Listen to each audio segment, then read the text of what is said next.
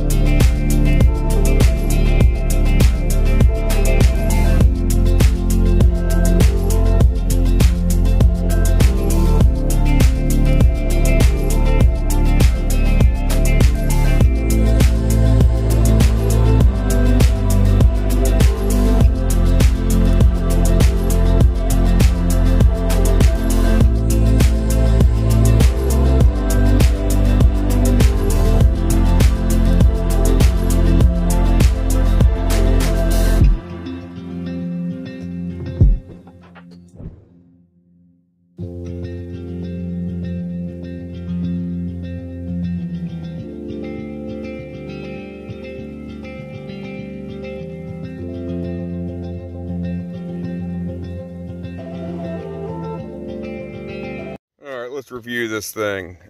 I want to give a big shout out to Protocol Park Management and Services for allowing me to demo their mower. I have been mowing for, I want to say 3 hours, and there's some things I really like about this mower, and there's some things I do not like about this mower. We'll start with what I like. The seat is very comfortable. We are mowing a farm This isn't rolled ground. A lot of it was field. This weight suspension seat handled the bumps and the divots and the ruts perfect. I felt good handling it. Another thing I really enjoyed about this mower was how well it dispersed grass. It had no issues, especially when I was mowing where, you know, they normally bush hog, and there's a lot of dead grass there anyway, plus the new growths and the high stuff. It really dispersed it pretty well. It didn't clog up too much. I thought that it had really good power to mowing ratio. It's pretty quick, especially for its size. It cuts really good. You can feel the power in it. I liked the sticks. It doesn't take a ton of movement to move them. So I wasn't constantly extending my arm, going back and forth. That did pretty well. I also really enjoyed this fuel tank under the seat. I think I only slid down one hill. There's some pretty steep hills on the back side of the pasture. It really keeps the balance of the mower. I never felt like it was going to tip. I never felt like it was going to fall over. I did enjoy. The things I don't like about it: I'm not big on where the pedal is to lift the deck up and down. I have long legs, and it seemed a little short. I'd have to kick the sticks out to be able to move it up and down so I could get my knee up. Another thing I wasn't a big fan of is that it did bog on me when I went up hills. It didn't seem to matter what speed I was at. For 37 horsepower, fuel injected, I don't feel like it should ever bog, but it would bog on me. It wouldn't shut off, but I could feel it bogging, and then when I got to the top of the hill, it would pick itself back up. I'm not big on the controls of this mower, even though you don't have to move the sticks that far. It feels like you're pushing the machine. It feels clunky. Its response time isn't that great. It's not real agile. Now, of course, some of that is due to the power and the speed, and I tried to mow as quick as I could because we had as much to mow. But, like, my triceps are sore because I feel like I'm pushing the machine forward. And I don't like the e-brake.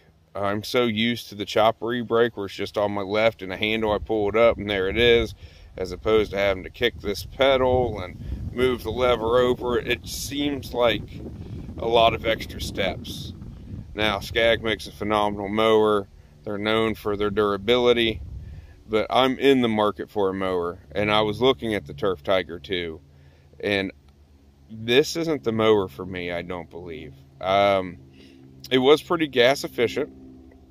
I'll give it that. 3 hours, I think I went through a quarter of a tank of gas with the EFI. Now, I didn't really look at the fuel gauge initially. I saw it had one, but I didn't actually look where it was at. But I'm not on empty, so that's a start. But for me, like, my priority list is number one, it has to be comfortable. Has to be comfortable to operate. The seat's comfortable. I think it could use a suspension deck, but this one doesn't have one.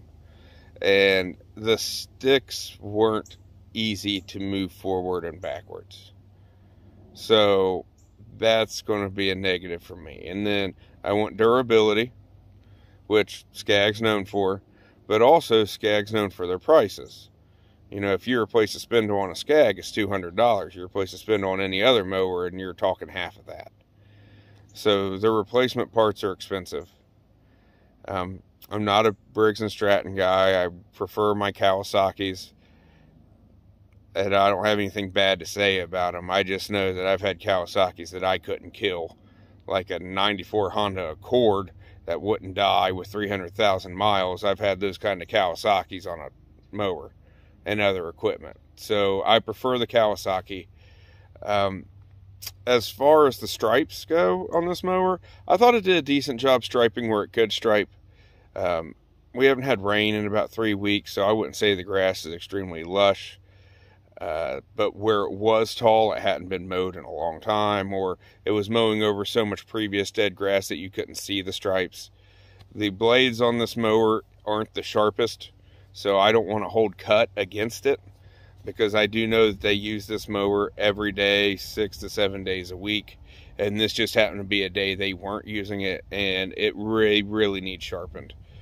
We ran through some super high grass that went up over the mower. There's probably to my knee if I'm standing up.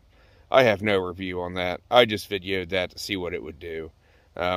It should cut it. It's 37 horsepower. It did cut it.